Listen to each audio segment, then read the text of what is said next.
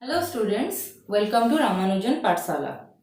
So today we are going to learn about the sources of history. Sources of history. In the previous class we have already discussed about the what is history, importance of history, but today we will discuss about the sources of history. Okay? So as we know, this history is the study of past or throw light on the past. So it is done through the historical studies and scientific studies, through the excavations and archaeological studies and many more. So through some sources, history is based on all about. Okay. So today's topic is sources of history. So as I have said, sources of history is three types: archaeological sources, literary sources, and archival sources. So again, archaeological sources. Okay. Archaeology is the vital source. It is the main and so much important for history. To know about the past, archaeology is too much important. Okay. So again, this archaeological study is subdivided into three parts: inscription, coins, excavations, and art remains. Okay. So while talking about archaeology, it is a study of past or prehistoric era and through the excavation and scientific studies. Okay, whatever that might be. So let's talk about the inscriptions and coins, excavations, and art remains. Okay. So inscription. The study of inscription. The study of inscription is known as epigraphy. It is also known as epigraphy.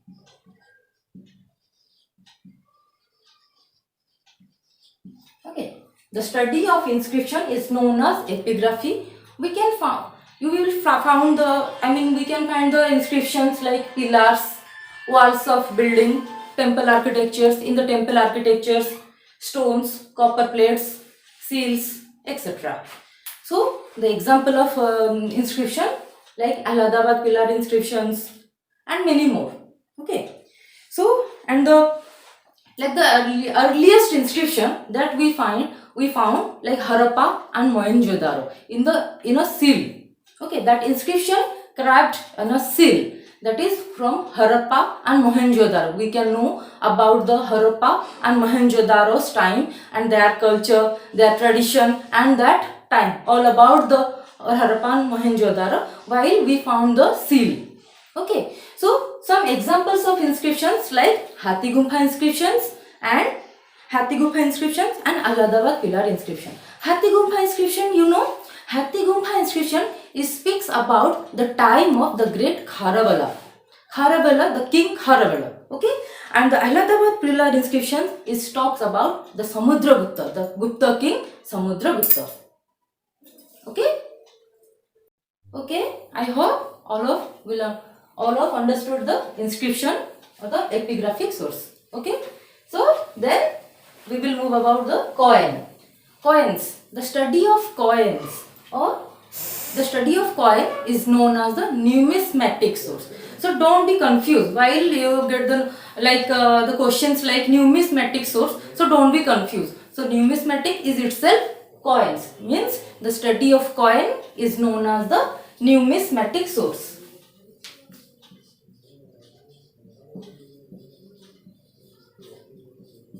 Okay, the study of coin is known as numismatic source. So like in the past we can get the knowledge about their culture, their tradition through the coin. As we know, like inscriptions, pillars and all, we can know about the culture, tradition and the social customs, social traditions. But the important is the coin, the study of coin, the numismatic source. Here we can know mainly the economic condition of that time. Economic condition, how the people are there, how people are prosperous or not prosperous, they are developed or not developed, how their trade and commerce are there, how they are dealing with the trade and commerce, how they are like their market policy and how the market rate and all, we can know about through the coins. Means exactly I'll tell you like when the exchange of coins or the commerce, while the trade and commerce, because of the coins, so we can know about the economic condition and the market and the trade and commerce regarding while we found the coins, especially like in the past, the coins are made of silver, gold, copper, etc. So while the exchange of gold coins, so we can know like that era or that time or that particular period is so much prosperous, too much prosperous, because the coins are made of gold, silver, copper. Okay, like in the Gupta era, the coins are made of gold. So we can know that the Gupta era is the golden period of the history, of ancient history, like this. So study of coin is too much important to know about the economic condition as well as other cultures like social system and the kings and the queens. Mostly coins are carved like kings images, queens images, and the gods, goddesses, animals, etc. Okay, hope you understood the coin. Okay. So next is the excavation and the art remains or monuments.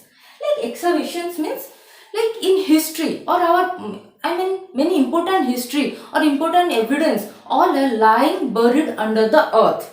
So while digging the earth vertically, horizontally or through the excavation, we can know about the past history and the many places, forts, stupas, pillars and everything, many more, and where we can know about the history or past history or prehistoric era or human culture in the past.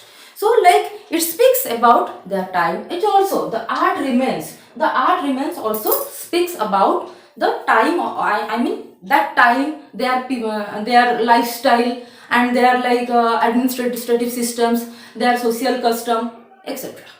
Hope the three part you understood all those three. Okay, so next we will move to the literary sources. Okay, the next is literary sources. I hope all of you understood the archaeological sources. If you don't understand anything or if you have any doubt, please please write down in the comment section. Okay, and if you are not subscribe our channel, please subscribe. Okay. Okay, so move to literary sources. Literary sources mean literature. So as I said, literature is the mirror of the society. Whatever in the society happens, it is through literature. So literature is the mirror of our society. Okay. So literary sources is also subdivided into some parts like religious literature, secular literature, literary works and foreign accounts. So first let's discuss about the religious literature. Religious literature means all about like our epics, the great epics Ramayana and Mahabharata. Ramayana and Mahabharata. Okay. So we can know about the past or our mythological beliefs, our religion, our religious belief in this religious literature. Okay. So next move to secular literature. It is just like a non-religious literature, secular literature. Like some writings or some works or some like important writings of the great people who like number one Kautilya. He is popularly known as like Chanakya. His work Arthashastra. Arthashastra. In Arthashastra, all of you know that Arthashastra, we can know about Arthashastra like in the society or the like maths, logic, philosophy, everything. And the date, everything we can know about in the Arthashastra. Okay. And next Panini's Sanskrit grammar. Okay. Panini's work is Sanskrit grammar. Okay. And the next is Kalhana.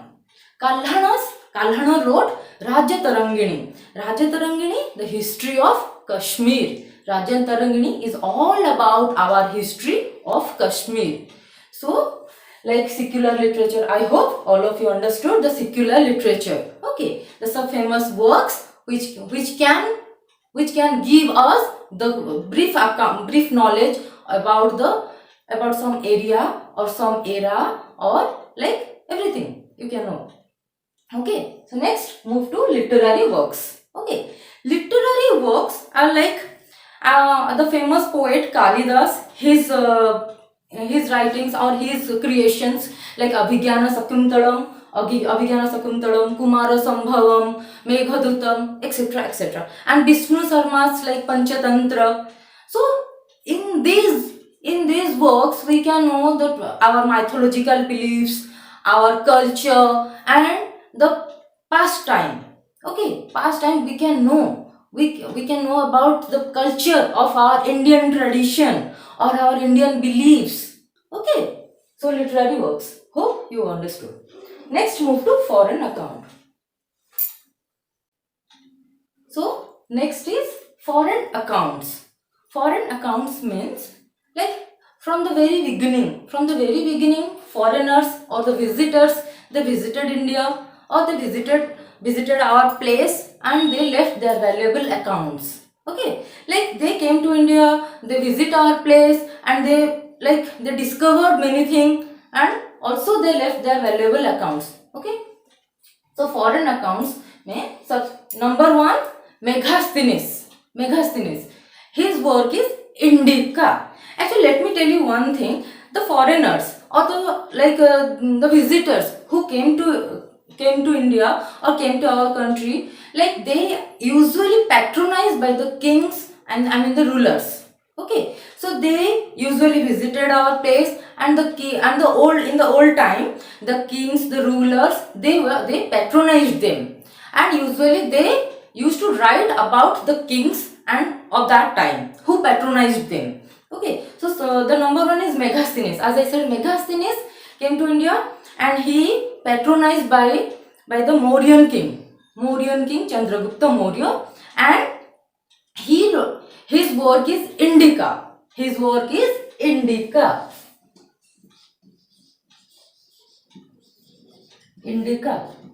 In Indica, he discussed or he wrote about the Mauryan polity.